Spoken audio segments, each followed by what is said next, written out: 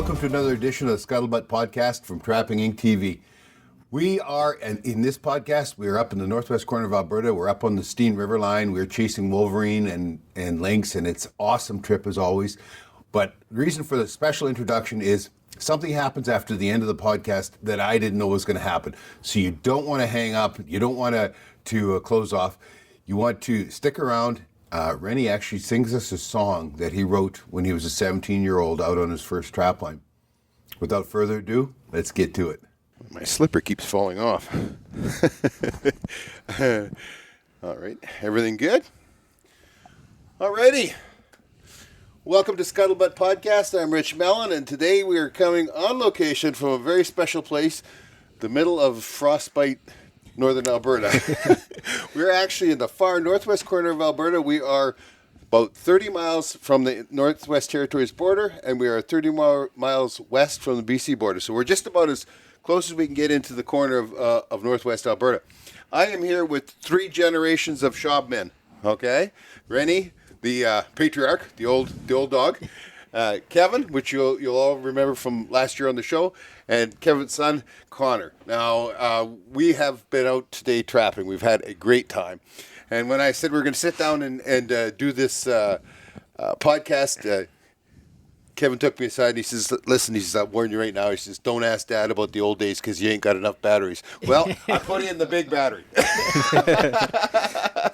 So we're going to talk. We're going to talk trapping, and we're going to start right now. And I'm going to ask you about the old days. How long have you been doing this? Well, I started on a residential trapline when I was 8, catching squirrels, weasels, muskrats, and 8 years old. 8 years old, and so I really, really enjoyed it. I used to go out every weekend at nights after school, and by the time I got to 16, I was already looking for a registered trapline.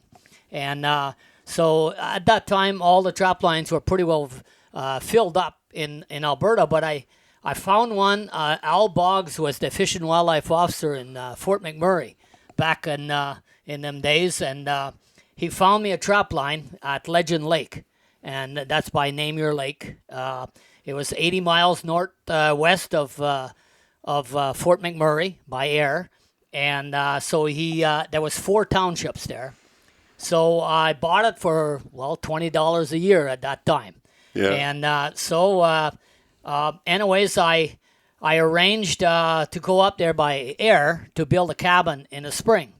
So I left school on April 1st.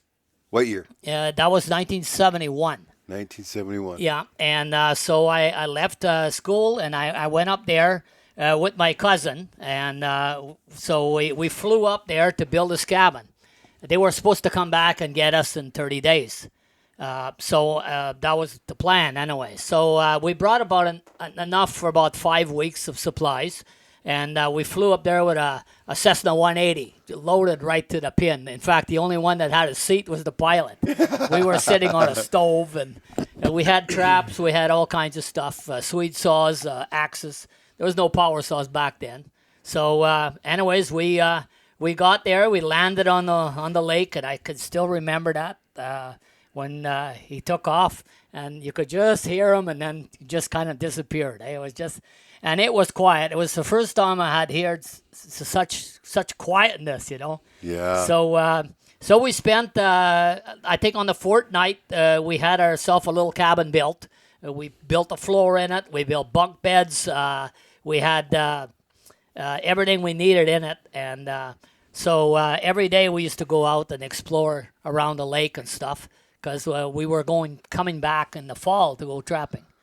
So, come about 30 days, we didn't have that many rations yet left, and so we expected the airplane to come back anytime, and it just never showed up. Just pull this away from you. You're popping a little bit.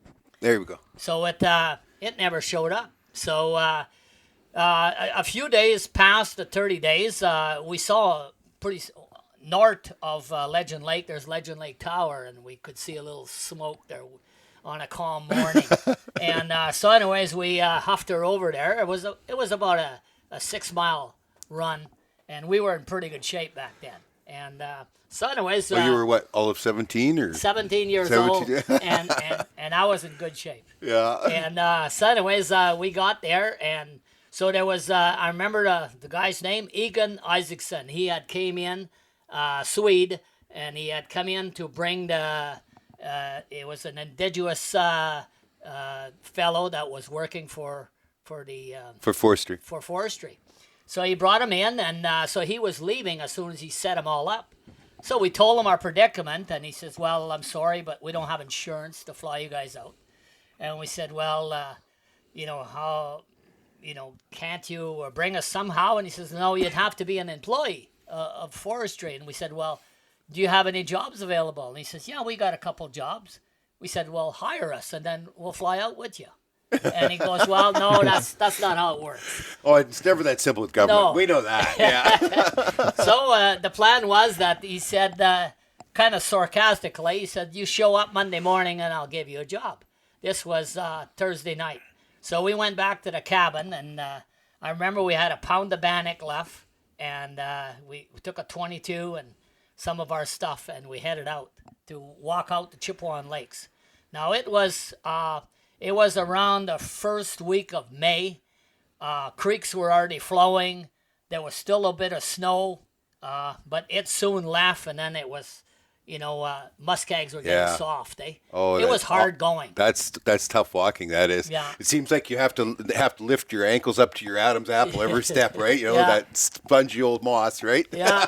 So we walked, and I think we crossed a couple of rivers and about 25 or so creeks. And we got there on Sunday afternoon at 4 o'clock. And we didn't have a map or anything. I knew I had to go west and I had to go south. And the rest, I guess the good Lord brought us there, but we made it there. And so then I had told the towerman that if you don't hear from us by Sunday night, call the RCMP, because he had mobile phones that he could relay through. And so anyways, because Chippewa Lakes was in Slave Lake Forest, we had to relay to a tower that had both Lac La Biche and so on, and so Fort McMurray.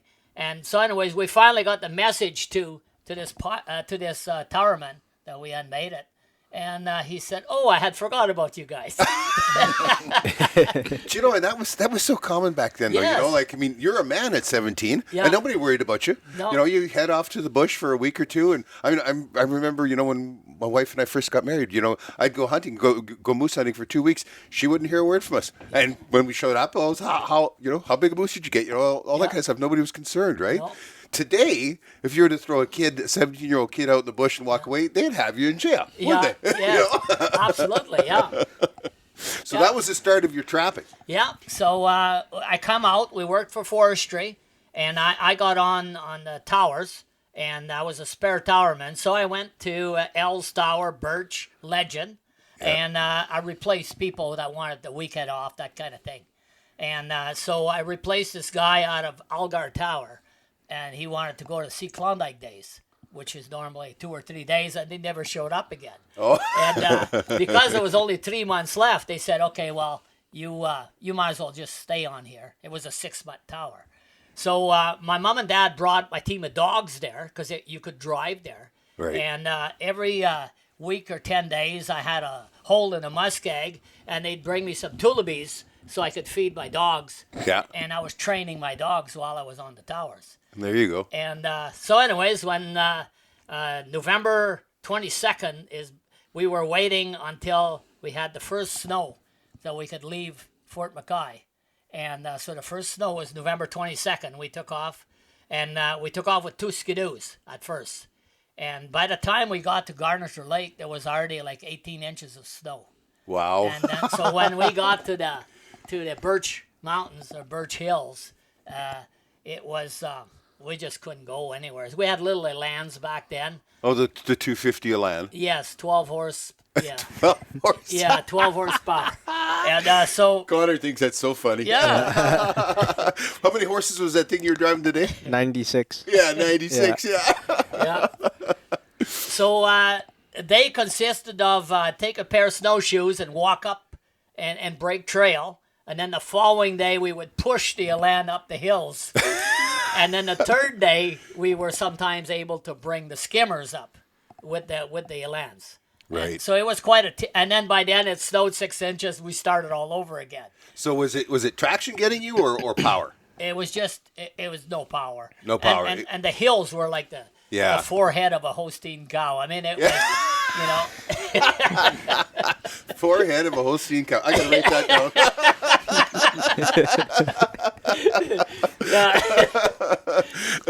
So, did you ever get to trap your trap line where you built your cabin? We finally got there about a week before Christmas, and we started on November 22nd. And November 22nd, and you got the wow. Yeah. So and the reason we even got there is we went back out and to get my dogs, and I had only 4 dogs. So I pushed up the hills and I rode down the hills, and like the old story, going to school and uphill both ways. It seems like that. It was like that going to the trap line. It was just steady uphill. He told me, he says, Grandpa's going to tell you about going to school uphill both ways. Yeah, that's what he said. Yeah. So, but we had a halfway camp. We had a wall tent set up at 44 miles. Yeah. And that was kind of our halfway camp.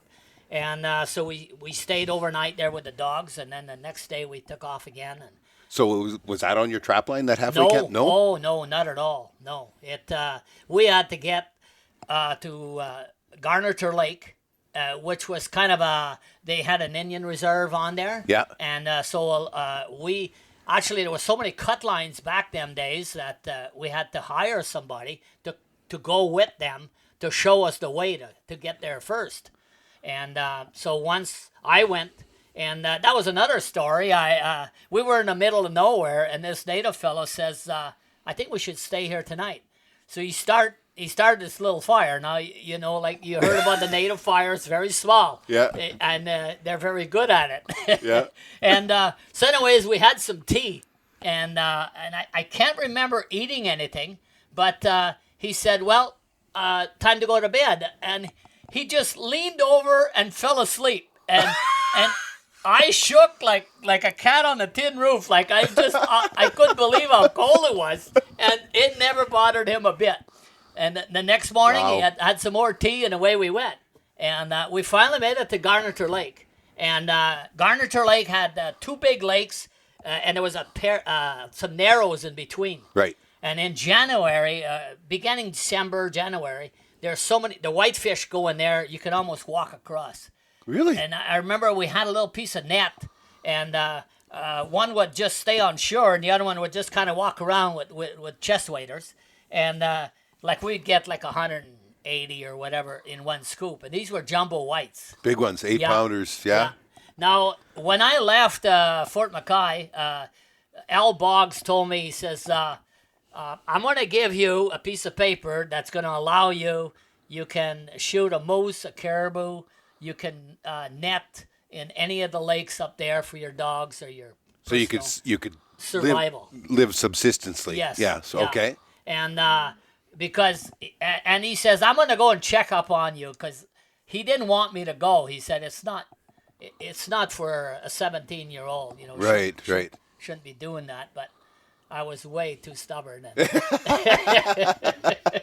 But anyways, when we got to Name Your Lake, which was the lake we couldn't cross because it was steep hills all around, but we had to go across because of the overflow. I just couldn't find a way across with the skidoo. Right. And we tried a couple times, sunk that little elan. Next day you had to come chop it out of and tip it over, knock all the ice out, and then drive out again until you got enough courage to try it again. Courage is one word for it. My wife would have a different word. Yeah. But when I brought the dogs there, I noticed on the way up there, when I passed the little creek, one time my dog wouldn't go any further, my lead dog. So I went up to see what the problem was, and I could hear water underneath trickling. And so I figured, oh, okay. So I brought him on Name Your Lake, and he went just zigzagging through the overflow and found where there was no overflow.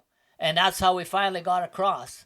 Cool. And we started trapping. So we set our traps out, and there was a lot of fur back then. Yeah. You would see the animals run across the cut line. You know the old story, you had to hide behind a tree to bait? Yeah. It was almost like that. You made up that story, did you? Yeah. But, fur was very plentiful. And So how long were you in? we were in there for 3 weeks, and we came out for Christmas. Okay. We should have never did that. We come out, it snowed like another 1.5 feet, and we never did go back. Oh, really? Never did go back. How much fur did you bring out in the 3 weeks? Oh, I can't remember exact numbers, but we had over 20 link. Really? Yeah. In 3 weeks? Yeah. It Wow. was, and back then, of course, it was all footholds. Yeah. You know, that's all that we had. We had conifer bears. I remember 330s that we used for beavers. Right. But other than that, everything else was footholds. That's amazing. Yeah. That was 47 years ago. That was 47 years ago. Yeah. So obviously then you raised Kevin in the life, Yes. and you have a registered trapline. I had we trapped for 22 years south of Fort McMurray, by Egg Lake, which is about 40 miles by crow flies south of Fort McMurray, and so we trapped there for about 22 years, and then the fellow that was a senior, the senior has all the pull. Yep. And he decided that he didn't want me there anymore. Yeah. He had other plans. So he wouldn't sign me up. So I heard about this. My brother called me up one day, and he said there's a trap line opened up at Winterford Lake. Okay. And so I said, well, man, I wonder what's the chance of me getting that. So we applied for it, and what it was on a point system. So if you had a skidoo, you had points. If you had a quad, an Argo, a boat, a dog team. A pulse. Yeah. And also you had to show fur records from the last 5 years. Yeah. And you had to be a junior. You couldn't be a senior. Okay. So there was, out of 80 that applied, I came out number 1. So Good for you. So I got the line, and that was always my dream, to have a trap line that I could catch a fish in front of the cabin. Oh, yeah? And that happened and was very true until now. It's catch and release. Oh. But I still can catch a fish. So then along comes Kevin. Kevin came along when we were south of McMurray. Okay. Yeah, and at that time we had to leave the trucks and go 16 miles by skidoo. And what age did you start taking him along? Actually, I would have started out in the farm catching weasels and that kind of stuff at around 8 years old as well. Yeah. Probably. Yeah, somewhere around there. Yeah. he was I very, think you very got the young. line. I would have been maybe 11, 10, maybe 12 at the most. Yeah. Yeah. Okay. And what did that change, him having a line? Well, from my perspective anyway, it gave us the chance to spend a weekend together. It was always a very fast-paced life back then. It seemed like no matter how hard you worked, you never had enough money to just take a vacation. So it allowed our family to become a family, more than just the everyday hustle and bustle of life, right? So I guess that was. Looking back at it, it was probably the best time of my childhood. Yeah. Well, it ends up when you do those things together as a family, it becomes a vacation. Whether it's trapping or fishing or or going to Disneyland. I mean, but you're doing it together, and that I know I raised my kids the same way. We had nothing, but every Friday afternoon we were gone camping, and summer and winter whatever, because that was what was important to them. And it was, we had 3 kids, and there was actually 5 kids in the household. Just 2 of them paid for the mortgage. That's all, Yeah. Well, it must have looked pretty funny at some times, because I think we only had 1 skidoo for a good portion of that. So it looked probably like a little bit of a refugee situation with everybody hanging off of a portion of the sleigh just to get to the cabin, and that's what it was. My 2 sisters, mom, myself, and dad, and 1 skidoo, and all the stuff we needed for the weekend. That was our weekend. We had a Tundra LT, long track. Yeah. And most of the times going up the hill, the skis were off the ground. Like, you just balanced it to keep it in the trail. Yeah. And that was how everybody came.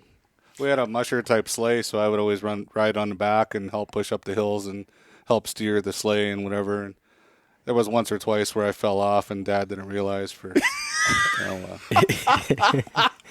maybe a mile or two. I hate to exaggerate, but probably 10 miles or so. But you weren't worried. You just kept walking because you knew when Dad figured it out, he'd come back. Yeah, somebody would come back. I have quite a reputation of losing people and stuff. And now I have mirrors, which helps. But my youngest daughter, when she came with her boyfriend, they were in the back of the sleigh, and I came around the corner, and the sleigh flipped. Oh. So my son-in-law said, your dad's going to stop? And my daughter says, no, we better walk to the cabin. So that trapline, what did you trap on it? There was a lot of marten on there. And not at first. We caught the odd fisher and the odd link, weasels, banks. Yeah. Yeah. But, Mostly a fisher line back then. Yeah. Those were mostly what we caught. You caught a lot of fisher? Yeah. Yeah. I think it was about 1991 or 2 maybe. That was the first time we ever encountered a wolverine. Yeah. We never did catch him, but he tormented us for a winter, and that was where I got a fascination for him. Oh, I think everybody has a fascination for wolverine. Yeah. I mean, they're kind of that apex predator to aim for in the trapping world. No question about it. So, how big was that trapline? that was 6 by 8 miles. 10 by 10, eh? 10 by 10. Yes, Yeah, it was 10 by 10. So 2.5 townships. Yeah. Yeah. Yeah. Okay. Okay. And And then one day, like Kevin at an early age, like I'd give him a chance and say, "Okay, you set a trap. You put it wherever you want." So he put this trap one day, and we come back, got our first marten. That was the first marten we ever had got. And so the first year we caught 1, and then the second year we caught 3. Third year, I think it was between 5 and 10, and then after that we took 40 every year. Wow. And so the marten had just moved in. Yeah. And there was some big fires north of McMurray. We heard maybe they had got pushed down. I don't know if that was true or not, but it came around that time. And I think a lot of it was evolving with learning how the animals work too back then. Looking at it from now, I think that numbers had a big part to play with it, but it was what bait to use, how to do it. I mean, it was just, and it sounds silly now. There's so much information on the internet, but back then nobody talked. What's funny because I mean we get a lot of feedback and we get a lot of questions about what to do. I'm getting they're walking up to the box and they're turning it down and walking away. And do I need a different lure? And my beliefs are that if the animal's at the box, your lure did its job. Now it's your bait. It's your bait that failed. But you get a lot of those questions. And I think that the biggest question that everybody misses, and I torment you with this a lot, is why did you choose this spot to make the set? Because or to put in your bait station? Because that to me is far more important than what you're using for bait or anything else. Because you need to recognize that's a spot for a wolverine or that's a spot for a fisher or marten or whatever, right? Yeah. And a lot of people miss that, and that's hard to translate onto YouTube, right? Onto the internet. And it's also hard when you get put on the spot to answer it. That's why I do it. Yeah, I was thinking about that question today. I missed a lot of explanation there, but it just after you get experience, you just know. Okay, and so tell me now what you know. Oh, geez, on the spot again. I know one I know what with me is you put your traps where you think they're good, and you soon get a record and say, well, shoot, this is the third one I got this year. Yeah. Or this is 2 years in a row. This is done good. Yeah. And the poor ones, you seem like you move them over there because it's better there. You see a game trail. You see tracks. And eventually, your trap line evolves around your experiences. And that's very true. When people talk to me and they say, well, this is what my trap line looks like, and I'll say, well, what are you familiar with? How well do you know your trap line? Because that's when you're really going to discover where those trails, like you're explaining to the fellow today, where the wolves come through. You know that the wolves come through there, and that's a good that's where you're going to set up, right? But you don't get that until you come out and you work the trap line, right?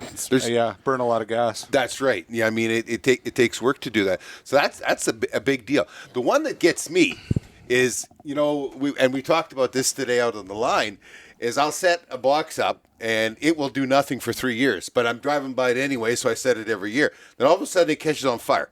I had one do it this year on the trap line, and now I'm 3 marten and 2 fisher out of it, and this is the first year in 5 that it's caught anything. So then I'm thinking, so am I a genius, or was I, like too far in advance, right? Well, my theory on that is believing in your proposal. Yeah. I mean, at the end of the day, you put it there for a reason, and if you thought it was a good spot at one time, yeah, you should continue to believe in it until it pays out. That, in my experience, we trap as a family, and a lot of times when my wife will put something or Connor will put something, and I'll look at it and I'll go, I don't even know why you put it there, but you know what? They believe in it, and, and eventually it'll pay off. I don't think that we've ever had a bum set on the line. Have we, Connor? No. Have we had a single setup that we never caught anything? I don't think we have. No, not after this week. No. So, that just shows that, for whatever reason, once you know what to look for and you believe in that setup, you shouldn't give up on it. Yeah, well, for me, I mean, I'm always looking at habitat. I'm always looking at I like those edges. I like the edges between the evergreens and the conifer or the hardwood forest, and I like the edges, but where the willows are along the swamps. I like the creeks and that kind of stuff. So I'm always looking at that stuff, and to me, that's a natural, right? And you set on it, and then some of them just do not pay off for forever, and then all of a sudden they're on fire. So I don't know whether it's the population moves. I think good habitat. When you're nailing that habitat, it's eventually going to. The animals are going to be there. I mean, it's like trying to get rid of beavers.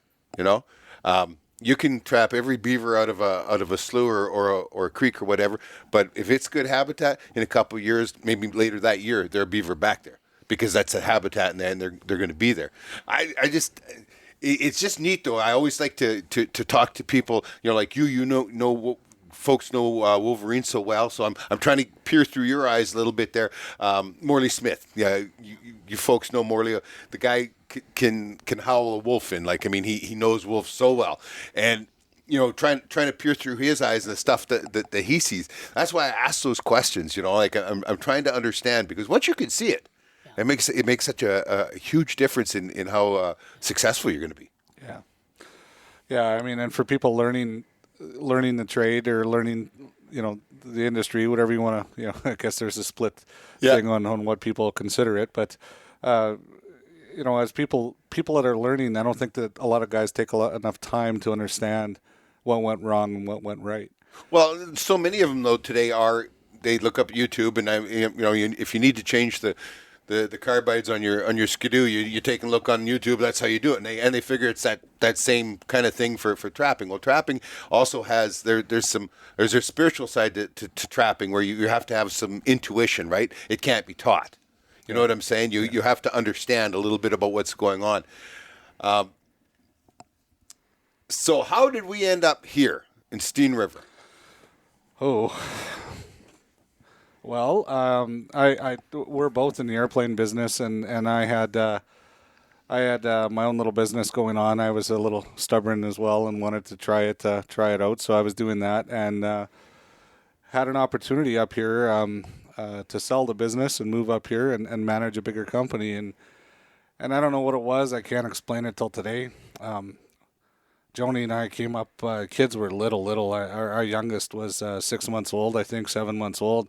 We came up here and high level felt like home instantly. Okay. And we moved here. We took a chance on it, and it really paid off for us. We grew the business here, helped grow the business. I'm now the chief operating officer of that company. And when I moved up here, I think we had about 5 airplanes and 18 employees.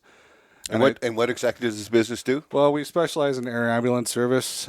So between Dad and myself, we actually provide all of the aircraft for the province of Alberta. That's very cool. Air ambulance. Very cool.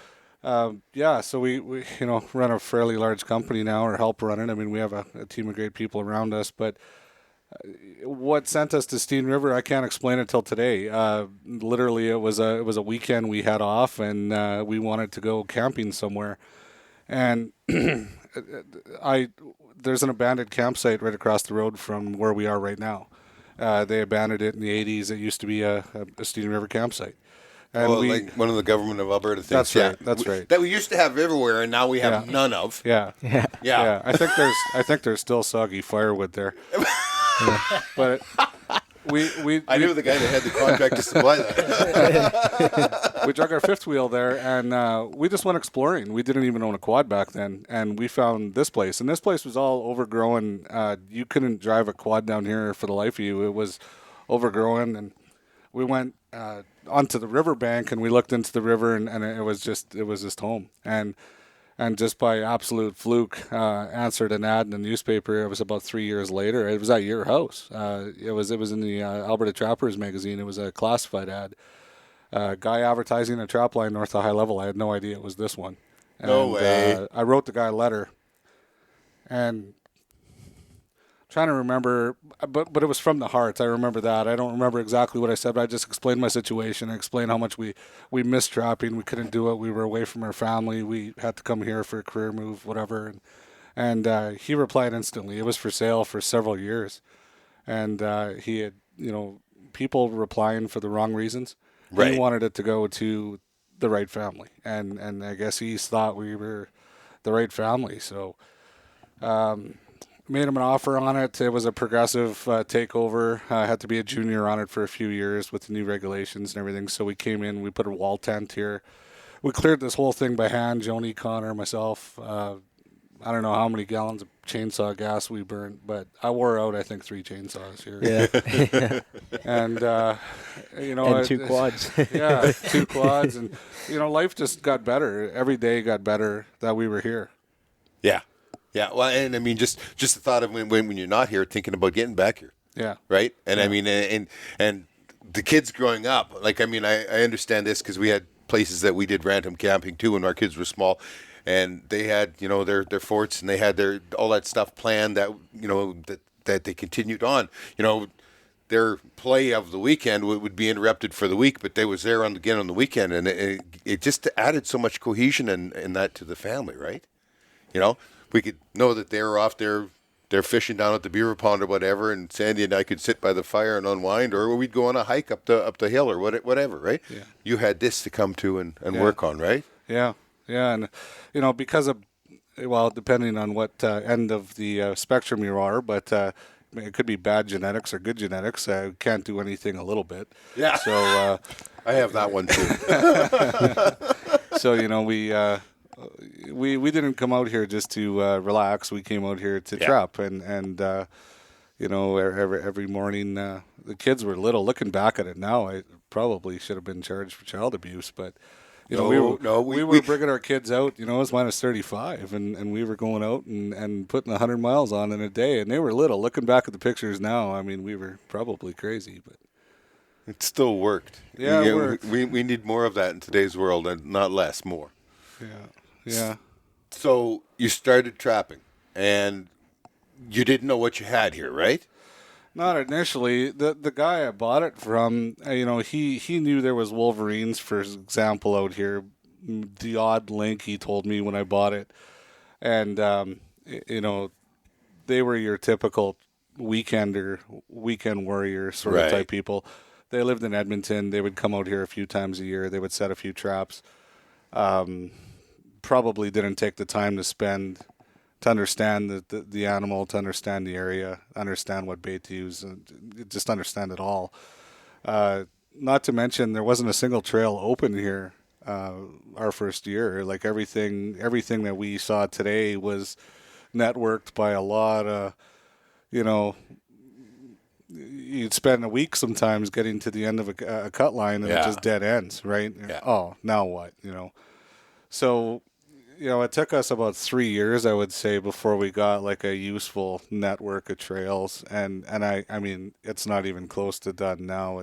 People have no idea the amount of work involved in that, do they? Yeah. Like you can burn 2 tanks of chainsaw fuel going the length of your cabin sometimes, And you have 8 townships here, right? 8 townships, 12 miles by 24 miles. Yeah, that's huge. It's big country. It's big country. Yeah. So when did you start getting a handle on what kind of fur was here? Well, it was the first year that we seriously trapped. I think we were struggling finding where they were, finding the habitat to set in, finding how to. It was a struggle, and it was the very last weekend. It was February 12th or 14th. 14th, I think. February 14th. So Yeah. it was the day before the end of season. It's February 15th up here. Yeah. We went out to pull the line, and we caught 3 wolverines in a row. Bang, bang, bang. One after another within a 10-kilometer stretch. We had 3 wolverines, and I think we got 4 link or something like that same day. And that's things started to mesh together. And we might have got a couple fishers that day too. And it was a big day for us. Like it was a lot of empty. A lot of things just weren't working up till that day, and it meshed together. So you spend the whole next year building off of that, and. Were you doing the bait station at that point? No, yeah, we were, but not with the cages. We were actually hand building them with wood, and right. It was Dad that sort of led us to that idea the second year. Well, the problem with the wood is the wolverine would walk right through the side of it, right? And we were having that problem a lot. Yeah, and they were, we were losing more than we were catching. And right. So the second year, it was kind of a funny story. We built off that surge there at the end, and I thought, well, we're really going to get ahead of it, so we're going to get a bunch of bait. So we went out in the fall. I think it was Thanksgiving weekend. We got like 30 beaver, and I read on the internet, okay, if you get them stinky, they're going to work way better. Uh-huh. So I hung them on that hanging pole outside, and I had we deboned a moose, right? Like we deboned the whole moose. We had all this bait, and I put a tarp around it so that birds and stuff wouldn't get at it. And I had to go to the States somewhere, and Joni and the kids came up, opening day, November 1. She calls me, she said, something ate all of our bait. I said, what do you mean something ate all of our bait? Like, that was only like 5-6 days ago, and something ate all of our bait. Like, all of those beavers, like, nothing's there? She says, no. I said, well, send me a picture. She sent me a picture, and I said, that's wolverines. She said, well, what do I do? And I said, well, just take some bait that's left, because there was a few little bones and stuff there hanging, and I said, shove it in a box, like a 330, double cubby box, and see what happens. So she did that just around the cabin. I mean, within a few hundred yards from the cabin, and woke up in the morning. There was 3 wolverines that she had caught in the site of the cabin. Wow. So that's when we knew we had something special, and it just went on from there. That's amazing. That's amazing. I mean, the area you're in here, between the rivers is pretty unique for the amount of wolverine that are here. Yeah. Like you were telling me that it's like some of the highest population of wolverine in all of Alberta, if not North America. Yeah, definitely in Alberta, this would be the highest population of wolverines. Yeah. Yeah. Absolutely, without a doubt. We saw one today. Yeah, I know. That was just amazing. Yeah. It was just amazing. So now once you moved on into using the stucco wire cage, now anybody watch the show, you'll see from last year, from season 4, how he uses the stucco wire to make these bait stations and catches both lynx and wolverine. And everybody thinks that wolverine are so incredibly intelligent that they the steel would put them off. It doesn't. It doesn't. So using that made it much more controllable for you. Yeah, and we talking with the biologists and stuff, and we always had a very open relationship with them. Very transparent. I fed off of them; they fed off of me. We were bouncing ideas off on what we really truly had here, because nobody had knew up till now. So we knew that the balance was off here. I think the first year we had caught, I think it was over 12 wolverines, somewhere around 12. And I think we caught less link than we caught wolverines, and so the balance was totally off. And You had too many apex predators that were eating everything else. Yeah, and it was impossible to catch a marten or anything else because the wolverines were just batting down the marten boxes and making a mess of everything. So we needed to come up with a bit of a strategy, and my strategy was to use a more universal trap like this bait station that we showcased in the last few shows. Yeah. To so that they wouldn't be able to come and destroy a set. We might start weeding a few of them out, if you will. And you said, and I found this really unique because, I mean, you understand your area and you understand the animals far better than anybody else. But you said that it's useless trying to trap marten in boxes around here, that all the years you've maybe caught 20 marten.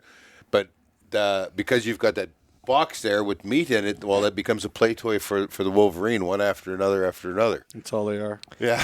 Pretty expensive play toys. Exactly. The 1 year, Dad got an assembly line going at work to build marten boxes for us because the wolverine kept on eating them. Oh, man. I think we built 300 that year, and I think 2 years later we didn't even have one of those left. No. That's how many we were going through at first, right? And it's amazing how adept they are at peeling that trap out of there and destroying the box. Yeah. They don't even set it off. That's what I mean. Yeah. I had a bear do that one year. Really? I mean, bears are dicks. I mean, I always say that, but I had a bear. It was a grizzly, and which is really odd because there are no grizzly in Alberta, and especially where I am, it would be like you having grizzly here. It's unusual. But it was end of November, and he was still out. And he hit one part of my marten line, and he hit 8 boxes in a row. He peeled the traps out of it, and then he ripped the back off the box and take the meat. The last one, he took the box and everything. I had this image in my mind of him going down the trail with my box under his arm.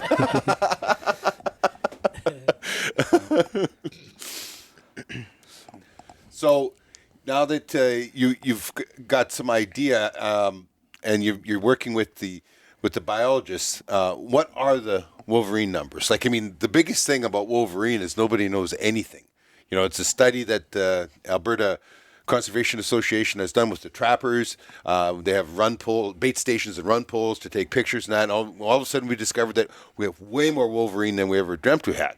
Yeah. And now in this area here, of course, your wolverine numbers are off the charts.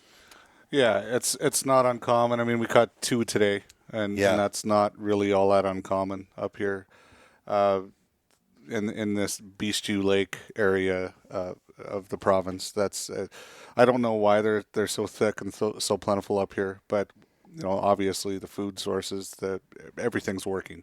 There's a lot of theories out there, but everything's working right here. They're very healthy, very healthy. And I guess here, I mean, their number one food must be rabbit. I believe they would be. Yeah, and yet that's not what you use for bait. No, link. I mean, everything needs link here. I believe we even use link for marten. Really? Yeah. And it's amazing because we always talk about a bait having a strong odor and that kind of stuff, and link is like as plain as it gets. Like I imagine you guys have all ate lynx. Yeah. I have too, and I mean it's really good eating if you get a fresh one, and but we always call it the other white meat because it's just white and it's like caribou. It tastes like whatever you put on it. If you put salt on it, it tastes like salt. If you put hot sauce on it, it tastes like hot sauce. It really doesn't have its own flavor whatsoever, and yet it makes such a great bait. Yeah, that's so strange. And beaver doesn't work up here. Yeah. If you hang a link from a tree and a beaver from the same tree, and we've done this, they won't touch the beaver over the link. Well, we had 2 really cool things happen today. Now, between the 3 of you, probably about 100 years worth of trapping experience now, and we had one really really cool thing that was the first time ever, and that was we had a wolf stick its head in a 330 body grip. So every one of these bait stations have a 330 body grip within the stucco wire cage, and then there are link snares around the outside. Wolves never come near steel on my line. No. Just never do. And you've never seen this in all your years of trapping, or yours, but it's got to be an 80 or 85 pound wolf. Like, it's not a pup. No. And he took and shoved his head in the 330, dead as a stone, sitting there. Yeah, it was just amazing. Just amazing. I'd never seen that before. Yeah. And then we had another thing that was, I guess you've seen this before, but one of the dangers when you have these set up for the lynx, lynx will walk around. Most often, they'll walk around the bait station. They don't, not very often. Although today we got a couple of them that went into the body grip trap. But usually, you catch them in the snares around the outside, right? That's right. Yeah. And so, talk about that snare and what you do so that you don't catch a wolverine in that snare. Yeah, we try to typically put them a little higher than normal to just target link. So, I mean, I think a perfect height for link would be about 12 inches. We like to put ours here, 15 to even 16 inches high. And the wolverines don't get caught in them usually. Today one did. But you'll miss a few link. You'll miss a few smaller ones, but you'll still get the adults. So it works out. And also too, it compensates for the snow, right? If you get more snow, right, then it evens out. But we caught a wolverine today, and well, actually, it was a lynx. We had a lynx in one of the snares, right? Yeah. And the wolverine come up, and it looked like he was going to eat it. Yeah. Because he kind of dug the snow off it. But then, for whatever reason, he decided he had to go for a little romp around the circle. Yeah, probably to mark his territory. They like to do that so that nothing else comes to eat it. Because they're not going to eat it all at once. He's going to eat a little bit, and then he's going to come back. Oh, okay. So I'm guessing he went to mark his territory and got caught in a lynx snare. So he's caught in a lynx snare, and of course, the wolverine is very aggressive. They'll oftentimes just roll over on their back, and they'll chew out of it, or they roll a lot. They roll a lot, just like when you're fishing for Lakers. Lakers are terrible for that, for rolling in the line. And this guy didn't get out of the snare. The snare unwound from the tree. I guess your daughter had said it, right? Yeah. And he says right on camera, he says, "Well, oftentimes we catch the wolverine with the snare on it, and you went and tracked it back through the bush a bit, and off we go. 1 kilometer down the trail, half a mile, and there is a wolverine in a 330 body grip, and guess what? It's got a snare on its neck. Yeah. Twisted thousands and thousands and thousands of times, right? Just absolutely amazing. I thought that was very insightful, but that brings me to something else that you said that I found to be really insightful, and I've thought about it all day long. Talk about when they take over a wolf bait. Yeah, so up here, because of the high population of them, I mean, I think this isn't standard for most areas. Most areas may have 1 or 2 wolverines kicking around in their area. Up here, there may be 5, 6, 7 that'll start to come to a wolf bait. So when that happens, no other animals come. So before wolverines show up, it's a plentiful, fruitful environment. Everybody's coming to the wolf bait. You can get link, you can get fishers, you can get wolves, coyotes, fox, all kinds of stuff. A wolverine shows up and does their thing, and everything disappears. You might as well write the bait off. You might as well just take all your wolf snares off, and just feed the wolverines. So what? They push everything off. They're a bully, or they mark all the food. So they pee on everything. They pee on everything. Okay. And like I tell people sometimes, I say, imagine a bait station, a wolf bait as an office party, a coffee room in an office, and somebody brings in donuts, and everyone's enjoying themselves, having donuts, coming and going, and going back to their cubicles to work and coming, and all of a sudden the loud guy at the office shows up and comes in and grabs about 10 donuts and licks them all and puts them back and starts telling jokes that you heard 100 times before, and everybody just leaves. And the only guy left. You've met my brother. Yeah, that's right. So the only guy left there is the guy that licked all the donuts, right? So how do you catch the guy that licked all the donuts? Well, you use his donuts that he licked, and you'll catch him. So we found that if you try to put new bait, it won't work. You have to use what they've scented, what they've marked as theirs. And you take that bait and make a set, and usually you'll catch your culprit.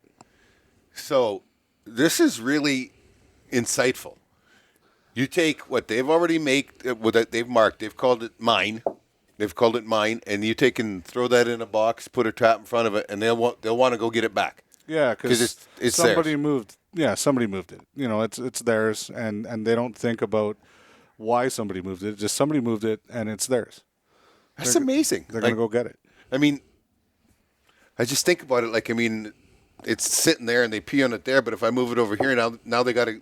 What are they going to do? Are they going to move it back, or they just got to pee on it again? Well, I'm not sure. We've just, we've played around with it a little bit, and that's exactly what happened. I mean, we've always just put it in a cubby of some sort and caught them. So that's very insightful. I like that. I mean, that's actually talking to the animal, understanding it. And those kind of insights I enjoy. You've been quiet, big guy. Yeah. What's this life like? I don't know what to say, honestly. When Dad came home and told us he got signed up on a trapline, I was quite excited. And the first year of trapping, I hated it, to be honest with you. Why is that? I didn't know how to drive a skidoo. Oh, and you got over that. Yeah, I got over that. I love it now. But I just hated skidooing. But after that, we just kind of learned, and I set my own line around the cabin here. Yeah. We got 10 kilometers, and we always catch the first wolverine around the cabin. Yeah. But we don't really set it now because it's a waste of time. Oh. We only catch wolverine, so we don't set that much anymore. But it was every year it got more and more fun, interesting, and learned a lot more, and got us all in great shape because there's no sports up here. Right. So cutting trails and trees and all that, it's pretty good exercise. It's a great way to vent, though, isn't it? Yeah. To get out and just some days even at my age, you're unhappy with life, and you get out there and you start swinging an axe or running a chainsaw, and somewhere during that day of 5 gallons of chainsaw gas or whatever, all of a sudden all those problems disappear, right? Yeah. And you feel good after it all, right? Yeah. Yeah. Yeah, and being outdoors now is one of my favorite things. I can't sit on the couch and play video games or nothing. I don't like that. That's a good thing. But yeah, so we came out here every weekend. Friday night, I'd pack the truck. Dad would get home and we'd take off. Yeah. And spend the weekend out here, and catch a couple things and head home. That's fascinating. So, do you do the skinning as well?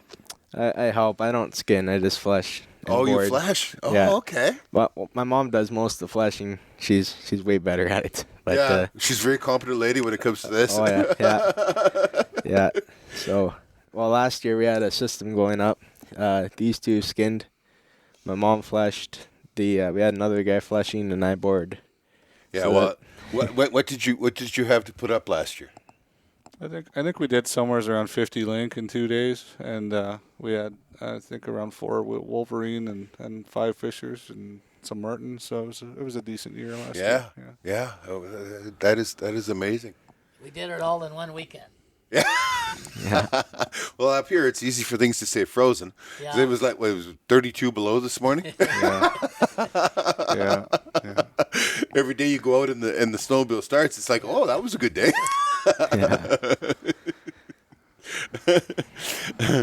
Well, I really want to thank you, folks.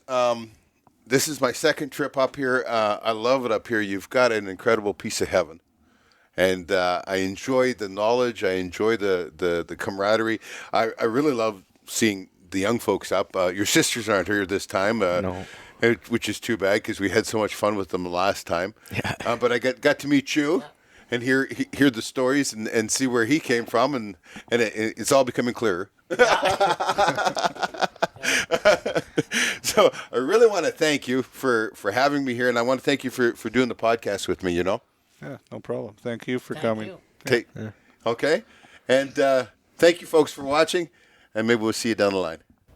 I wrote the song Poor Poor Trapper when I was 17 years old. That's 47 years ago. It goes like this.